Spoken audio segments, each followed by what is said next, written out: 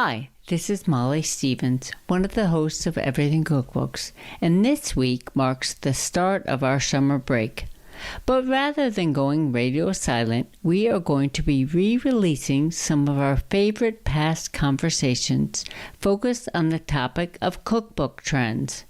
This week, we're featuring a conversation that Kate, Kristin, and I had almost 3 years ago about food trends and how they apply to the cookbook world. It's amazing how much what we talked about then still applies. I hope you enjoyed listening, and we'll be back in the fall with a whole new season of the show. Have a great summer. Trends seem to circulate faster than ever before thanks to social media. But just because butterboards and baked sheet pan sushi might be everywhere on TikTok, does that translate to print books?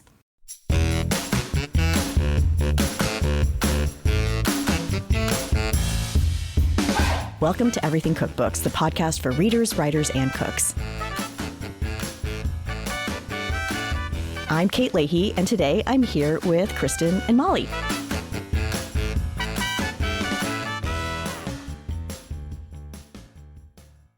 Hey, everyone. Hey. Hi, Kate, Kristin. So this is actually also our last episode of 2023. So I can't wait to talk a little bit about trends and then also maybe what we have in store for 2024.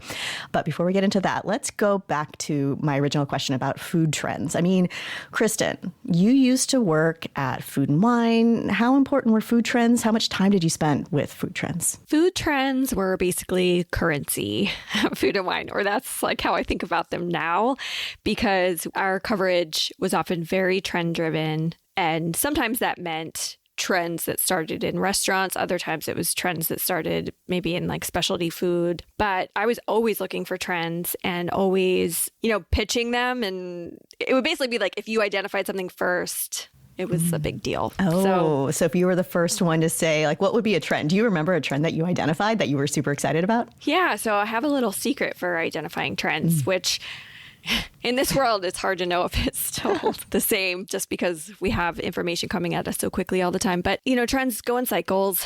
And I feel like when you start to sense that it's been such a long time since there was something, it often comes back. For example, basically the death of the butcher shop. It felt like so many old school butchers had closed. There were just a few remaining. And I was like, there must be some young people who are really interested in butchery. And so, I just started doing some internet research and then found, sure enough, they say 3 is a trend. So it'd be like, I found my 3 shops. So we did a story all about the new school of butchers. I remember that time because there were all of a sudden in every sort of, a type of neighborhood or city or town that had sort of a, for lack of a better term, a hipster vibe, like flannel shirts, beanies, that there was that artisanal butcher shop. Yeah. And it happened really fast. It did. And there was already like an artisanaling of so many other things. So it just made sense to me that there's got to be butcher shops out there. But again, this is really before social media. So it was doing a lot of deep Googling instead. Yeah. I also feel like it used to be trends would start in restaurants and then trickle down. You'd see that was sort of something that was talked about, that you would follow what's happening in restaurants and then we'd see it appearing in home cooking recipes, books and things like that.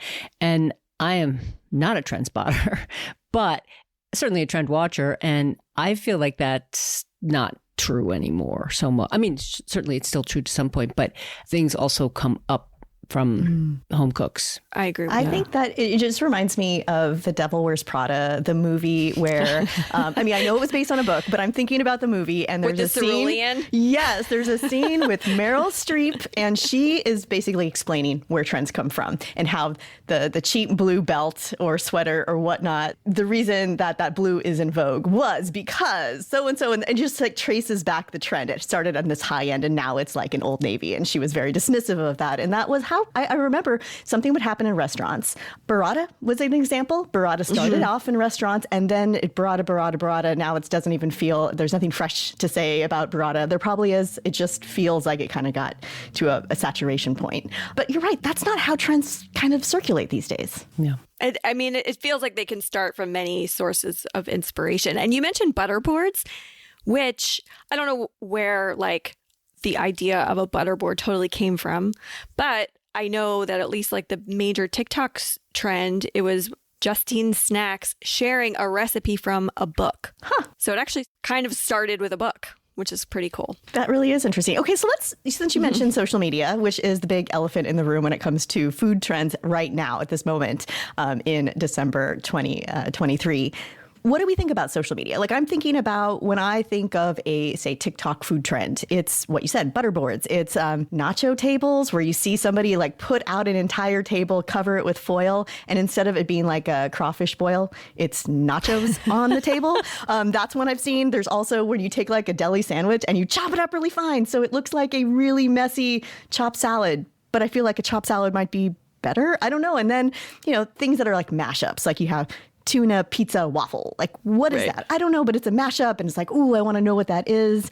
So this is just, to me, it can make your brain crazy if you're trying to figure out what is going to have sort of a long-term lasting impact on the way we eat and what is one of these flash in the pan, unicorn, rainbow everything, and then you forget about it in a year. What do you think? Like, where is this all going? Oh, man. It's so funny because I realized I was actually a little exhausted by trends when I was like interviewing to do this project that was about identifying trends. And they were like, yeah, you just should set up a separate TikTok account to use it just for watching food trends. And I was like, well, I don't want to do that. Yeah. So, gosh, what's going to have legs? I mean, I guess if it's really delicious, right? I don't know. Molly, do you have some thoughts there? It's entertaining. I find it entertaining. It can be, yeah. I mean, it can be, but it can also be, there's that revulsion is too strong of a word, but sometimes I see things. I'm like, oh gosh, you talk about charcuterie boards or butter boards. We started with, but charcuterie boards are something that have changed. I mean, charcuterie has been around for a very, very long time. Yes. Putting sliced meats and cheeses out to serve people, forever. But this super curated, everything chopped up, made into a design that looks like, there are competitions for this where and I just have this don't touch my there's I always think about the hands. There's I'm like the mortadella roses aren't and I'm sure there people using gloves and doing it in a sanitary manner or whatever, but there's something overwrought about so many trends, and but at the same time we want to strive for new ideas. We want to strive for things that not me personally, I don't know that have I ever thought, oh, what if I went viral? What if one of my recipes went viral? I know that that's a goal for some people, and I can't say it's ever happened, so I don't know what kind of rush comes along with that. But I don't think anybody who creates a trend knows they've created a trend, because it's not a trend the first time. And I'm sure we've all seen people going on social media saying, I did this first, sort of thing. And those sort of sour grapes, to me, it doesn't matter if you did it first. Right. It's cool if you can really claim it, but what makes a trend stick? We don't know. Right. Yeah. I do think there's probably a deliciousness factor, right? Like something like burrata is a great example where, we hope, yes. Yeah, where once people try it, you're like, wow, that's just really delicious. Where some of these other things, I don't know, using cheese as a wrapper, it's like, it's delicious, but it's greasy. Like, is that actually tasty? Right. There's a lot of stunty food on TikTok. Stunty food, that's a good stunty food is, yes, yeah. It's interesting using the burrata as an example, but there's ingredients that become trendy, which is a kind of trend, but the recipe or the dish or the stunt or the the nacho board, with burrata, it became available at the same time. It became popular, then it became available, then it went from being a trend to just being, I don't say commonplace, but right. Whereas there's a new trend, or not new, but a recent trend of people watching trends, like watching TikToks and then doing those reaction videos to them. Yeah. Wow, this is very meta, I feel. I mean, I'm thinking, well, I have a couple of thoughts. One thought is raspberry vinaigrette needs to come back because that was a huge thing and then it got so tired. But like, I feel like it could have a moment now. Yeah. I think it was if it was like really fresh, like not like I could see like a homemade raspberry vinegar. Right. Like we're talking about food, like ingredient trends. And then like Martha Holmberg, when she was on the episode. Yep. Sun-dried tomatoes, poor beleaguered sun-dried tomatoes. They deserve, a little love. I just did a recipe for a white bean dip with sun-dried tomatoes, actually, in Real Food, the magazine. I was thinking that. I was like, sun-dried tomatoes.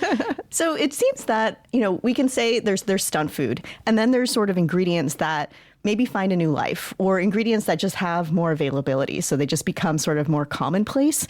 But let's kind of pivot back to cookbooks and how trends either impact cookbooks. Can a trend drive a cookbook? We can start with charcuterie boards. One thing with, I think it's that cookbook, Beautiful Boards, it's still selling like crazy. And it has also spawned a lot of interest in publishers who want their version of that book. They want a version of like these curated boards where it's that idea of great taste and flavor but it's more about curation and not spending hours cooking in the kitchen. I think that's where it fits into this idea of like people want great taste, but they don't want to spend all these hours in the kitchen like they did during the pandemic. There's also that sort of like girl dinner trend where you can have crackers and cheese. And what do we think? Like our charcuterie board books, that seems like a trend, I would think maybe with a longer term potential. It's almost like a genre at this point, I feel. I've actually used this as an example in the class, like when I teach people about writing cookbook proposals, to not necessarily panic if their idea is done. You might want to panic if somebody does your idea and it doesn't sell well. But like if your idea is done and it's selling well and it's popular, like then publishers, just like you said, they're going to want their version of that. So I don't know. I think there were like 10 different versions of this book already. And then I saw charcuterie boards for dogs. I've seen seacouterie for seafood. Yeah. I was thinking about Hard Knocks, the HBO series that goes behind the scenes of an NFL team. And they were filming the Jets this offseason. And these players got together. It was like the offensive or defensive linemen. And they all got together just to hang out. And one of them was really into charcuterie. And they wanted to teach the other linemen I think it was a defensive lineman, on how to make these boards. And someone was like, chocrute? What the heck is this? And it was just like kind of endearing. I don't know. But then a trend has jumped the shark. It's funny though, because that is it's like a business for some people where they teach people how to make them. They have workshops. And then obviously then there's people who are like really crafty and they make boards of all sizes. But I was going to say, I think there's another book coming out called Everyday Snack Board to address maybe people who like the idea of eating snacks, but don't necessarily want to have to impress visually. I don't know. I love how you can just constantly like, well, what's a twist on it that resonates for me? Right. Or what's the overriding, like the charcuterie board, the snack board, the girl dinner, what connects all of those? And it's this idea of, snack-based eating or curated snack, sort of look for a more broad topic that encompasses a couple trends. Yeah, totally. Yeah, I feel like that way with slow drinks. Danny Childs, who we just spoke to, where he wasn't chasing a trend or anything like that, but drinks, including non-alcoholic drinks, but craft cocktails, that's very big. But then also people getting more into foraging and botanicals, that's very big. So bringing those things together into a book worked well. That's a synthesis of thinking. So if you're trying to figure out where things are going, when you're looking at social media, when you're reading a food magazine, when you're reading the food section of your local newspaper or the New York Times, or to use your brain to synthesize, to have that kind of, instead of just going, oh, there's that thing, but to sort of, I don't know, I'm not articulating this as well, but to step back and connect the dots,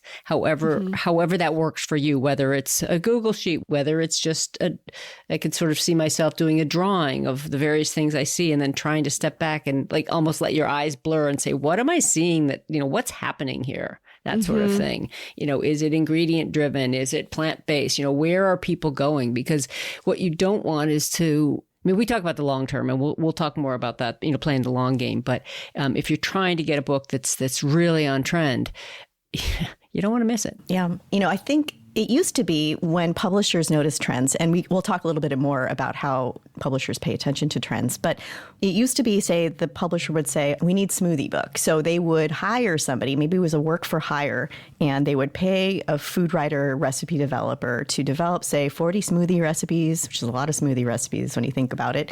And maybe that person just gets paid one lump sum. They never get royalties, but the publisher has kind of tested out, making sure they have a product that fits the smoothie market. And that's one way it used to be. Nowadays, I would think that if a publisher wanted a smoothie book, they would go after an influencer who had a platform based on smoothies. So they would guarantee that it wasn't just the publisher who's trying to sell this book and it's sort of it's almost an anonymous author. It's more that the publisher wants to publish this book and use that platform to help sell more copies. Yes. I mean, I think there's still a little bit of the first way where they find the author, but it's true. If there is somebody who is already building an audience around that topic, I would imagine they'd go for that person first.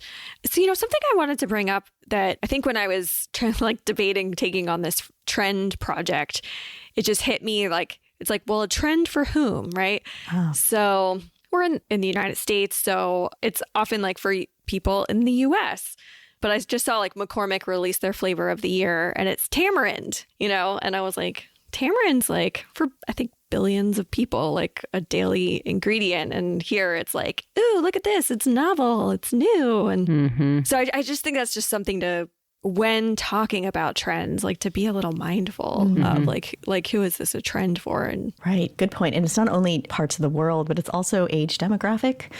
Something that is a trend maybe for my parents' generation is not going to be necessarily a trend for the Gen Z generation or my generation. So, and I think a lot of trend reporting is focused on what the Gen Z, the millennials it used to be everyone wanted to know what the millennials wanted. Now they all want to know what Gen Z wants. And the thing is, there's a lot of other people out there outside of those demographics. So I think that's another thing that when you're looking at social media, it skews maybe more Gen Z.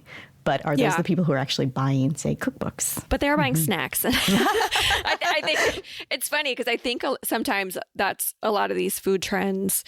There's organizations trying to predict trends to sell that information to food companies, so they can create their tamarind snack or whatever.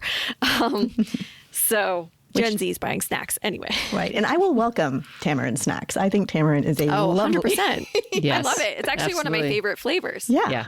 That can be, I guess, a good thing about naming something a trend is then it becomes more widely available as an ingredient. Well, yeah. And then there are the people who, the trend setters, the trend makers, the people who, very deliberately use their influence to make something fetch, as we used to say. That's so fetch. Stop trying to make fetch happen, Molly. But, and then the difference between a trend and a shift in just a more general change in attitude or something. I mean, I would hardly say that plant-based eating is a trend. Agree. It's a shift. It is happened. It's happening. I can't imagine.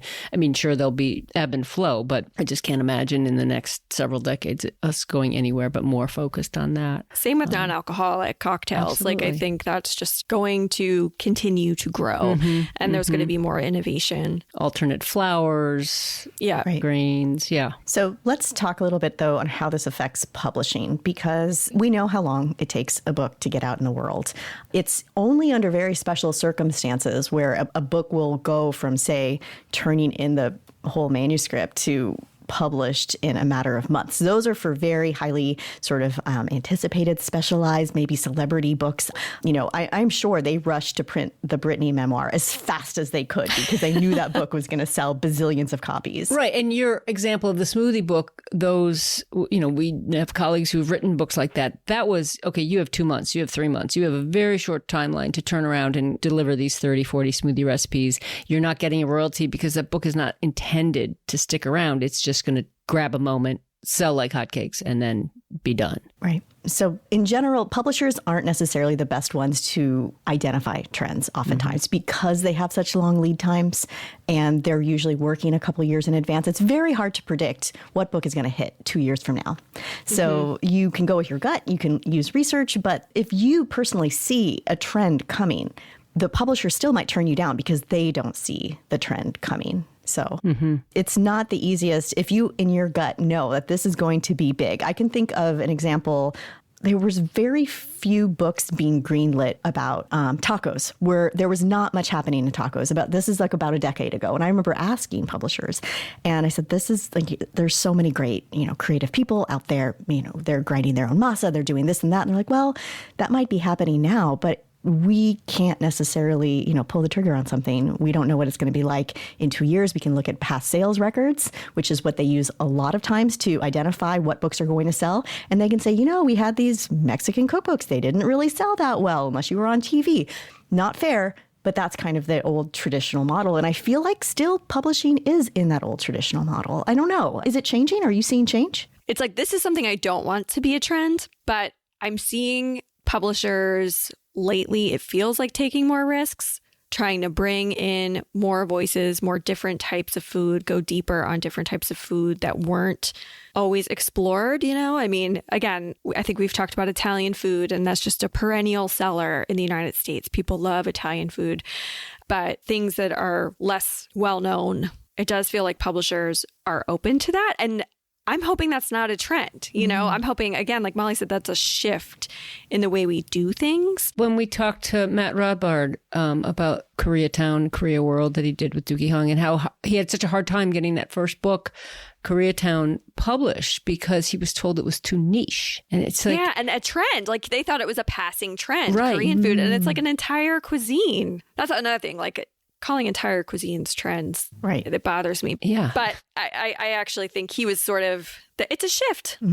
Right. That's a shift. And that's a good point where he saw this happening and he had to work really hard to convince publishers that it was something that was going to last. And then, the book ended up, I think, on the New York Times bestseller list. And then it was proof of concept. And all of a sudden, have you noticed that ever since there's been pretty much every year, there's a few great Korean books that come out. Yeah. And it's a steadily growing kind of, it's becoming its own genre.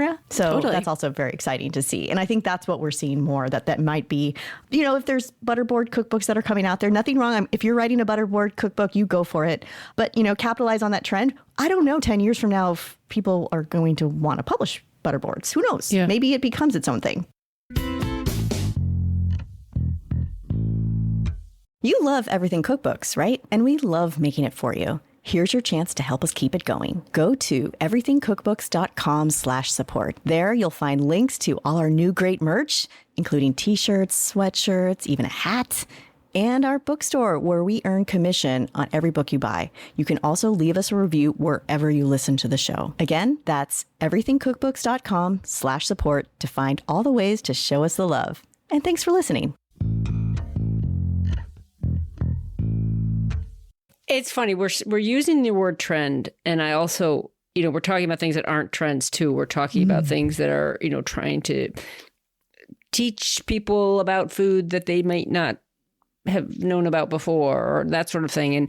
But the trend is having books that don't just look like the books that were in my cookbook library 40 years ago, right? And that publishing is very slow to move, and I think that would be a trend in publishing now, is that publishing seems like it's moving a little more quickly. I mean, another conversation we could have are what are the trends in cookbook publishing, because that's a separate conversation. But right. And I think we might be mixing up a little bit. I think I am when I start thinking about we should do that for 2024. Do an episode on cookbook trends, like sort of single subject, this, that, the other thing.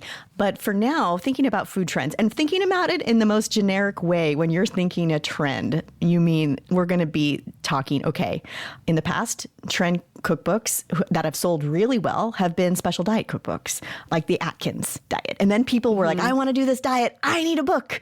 Or, more recently, the Whole30. I mean, any kind of cookbook that embraced Whole30 sold really well. So those are I would say they're trend books. They're perennial trends. There's always going to be that next level health sort of thing that people want to try, and then they need recipes. So that's a sort of a trend genre.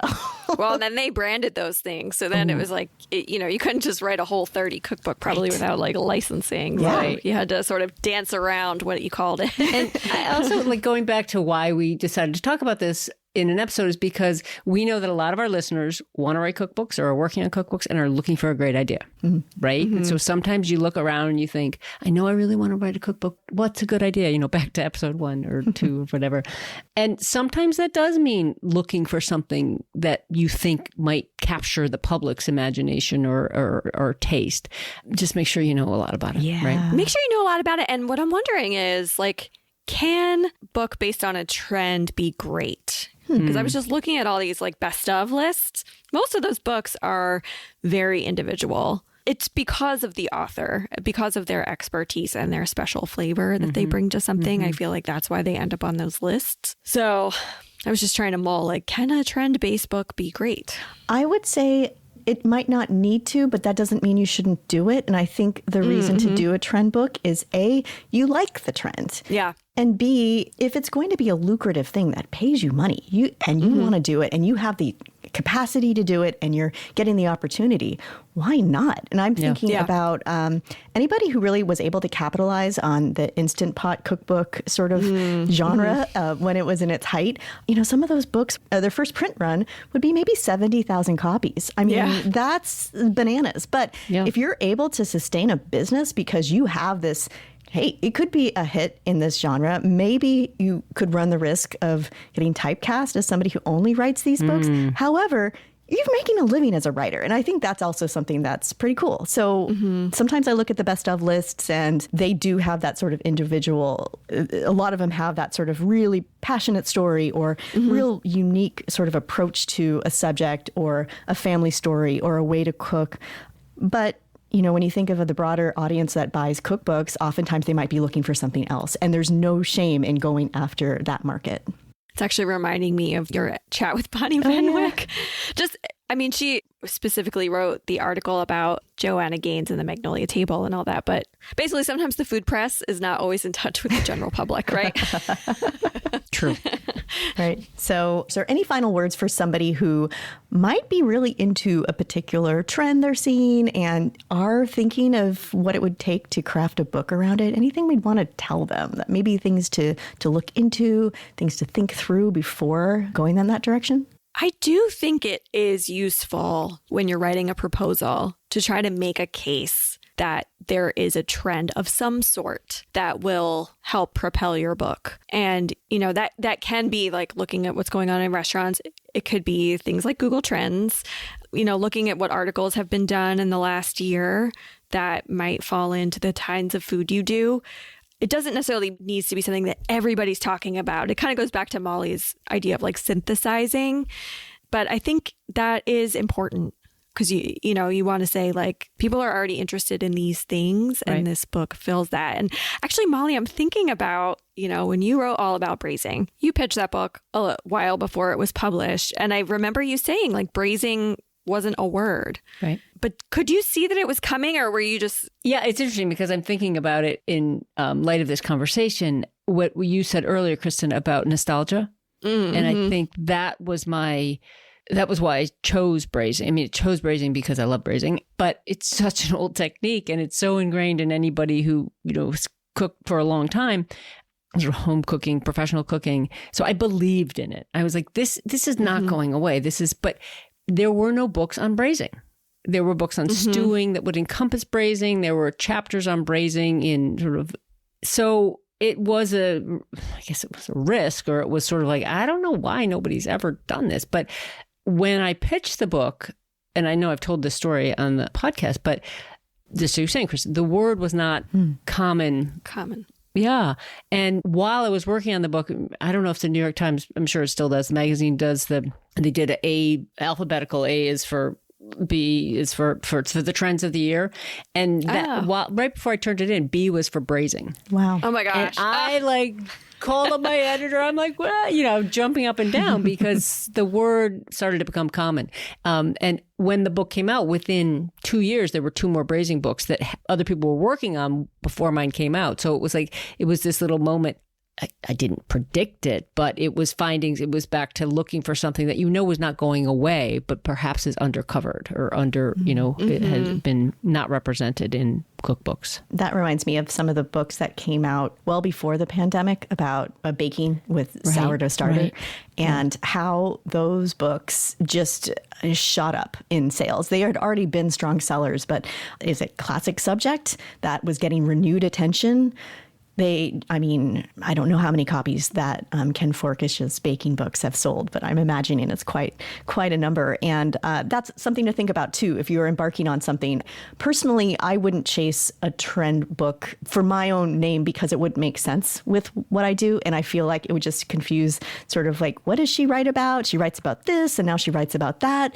But if I'd built sort of a platform on something, I think it would make sense because you want that book to stay in print for a while. So you want to think about, do I want this? Like, I think we've all sort of talked about how does this fit into who you are. But I really like, Kristin, what you mentioned, that no matter what kind of book you imagine yourself writing, thinking about how it fits into the world today, that's a really strong part of your proposal. There's going to be that section, why this book now? And the way you do that isn't because I want to write this book now. You talk about sort of these other macro and micro factors happening in the world that can make your argument stronger. Quick note, Google Trends. Kristin, you brought that up. What is the best way to leverage that when you are, say, either looking for trends or looking for like information to plug into a proposal? Well, so let's say you wanted to write a book about snacking boards. I mean, it's already a trend, right? We know it, but you could definitely go into Google Trends and see the search volume. And I think it's updated monthly, and how it has moved over time. But then maybe you expand out from there. So you mentioned girl dinner. Girl dinner is a trend. I might also go to TikTok. Like, how many times has that been mentioned on TikTok? And another thing is there's something called E-Rank, and you can search like what people are looking for on Etsy, and I believe also Amazon. So if there's anything that's like in your wheelhouse, I feel like you can use that to just get an idea of what people are looking for and places where they might be underserved. Listening to that, that's super helpful. That would be what I would use once I've already decided on the cookbook idea and I'm trying to write my proposal and say why this book now, not how I'm going to come up with my cookbook proposal. I agree. And or if you're deciding between a couple of ideas, that's another potential use for it. But it's true. I think of using things like E-Rank or even Google Trends, like if you just want to like create a quick product to fill a hole in the market, but a book is not a quick product. Right. But a great way to justify, in your proposal, why this book now, you might find substantiating information there, I think. That's really good. Just to think also, sometimes you get an idea for a book and you're just like, oh my God, this is going to just be so great. And I can't wait to tell everybody about it. And you haven't really sat with it long enough. And then you just can't wait. You're going to tell your agent, or you're going to tell your editor, you're just going to tell your best friend, your dog, I don't know. And then everyone kind of looks at you like, I'll go back to my koji fermented ice cream example, which makes no sense in this context, but just because it's just sort of like, that would be a very niche book. But I'm like, I'm going to be the first one to do this book. And maybe if I just sat on that idea for a couple of weeks, maybe think it through, like what a proposal would look like, what it would be like to write this book. And then I go into looking at the trends. That might be a better kind of way to approach things. Just because I think sometimes you get this idea and you think it's so exciting. Maybe in a week, it's not that a new shiny object anymore. It's more for you. I was going to say more like, be careful of who you tell, because some people are not in your world. And they're going to say, oh, no, I don't know anything about that. Oh, true. And I would also say, when you say be careful who you tell, not because you think someone's going to steal the idea. I just don't. No. I've heard people say that. It's like, well, I don't want to tell you because, somebody might take. It's like, that's not a reality for me. You're going to do it the way you do it. And people are going to find out about it anyway. I just don't think that idea that you have a secret. Yeah. I think this has been a fun chat about trends. I mean, we went all over the place and maybe by the end of this episode, after you're done listening to it, skinny jeans will be back in. So I don't know. Please, lots of things can happen.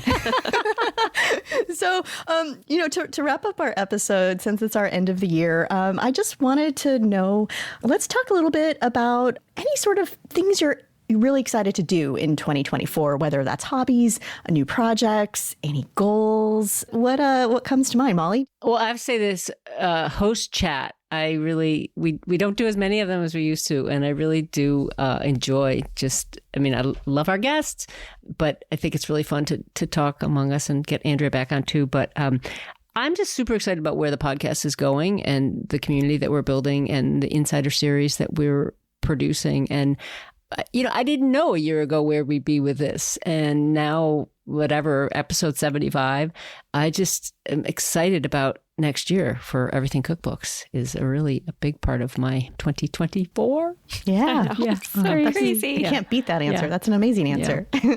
Kristin, what about you? I agree, Molly. I'm excited. We are going to do more workshops next year. We've done, I think, 3 or so far, and just try to get more into the nitty gritty in ways that can help our listeners. And I, too, am very excited about that. And then personally, I have a book collaboration deadline in July, and I am very excited to move that along. Great. That's great. I think that if anyone does have ideas for things that they would love to see in our Insider series, to send us an email through Everything Cookbooks, and we will take that into consideration. If it's something about the cookbook writing craft, if it's something about building platforms, anything like that you are excited for more information in a way that we can give in our Insider series, let us know. We'd love to hear your feedback. As far as I agree with everything Molly and Kristin said about this podcast. I love this community. All of our listeners, I'm so grateful for all of you. So thank you for that. And then on a personal note, I am finishing up a manuscript for my very first novel. So that means that I still have a long way to go to edit it and all that. So that is what I'm really excited to do personally in 2024 is really give it that real shape of a book. So that's so cool. Learning the craft from a whole different side. And that's been really interesting because I feel like, this is the stuff I took a while to learn writing cookbooks. And now I have to learn sort of starting from scratch with fiction.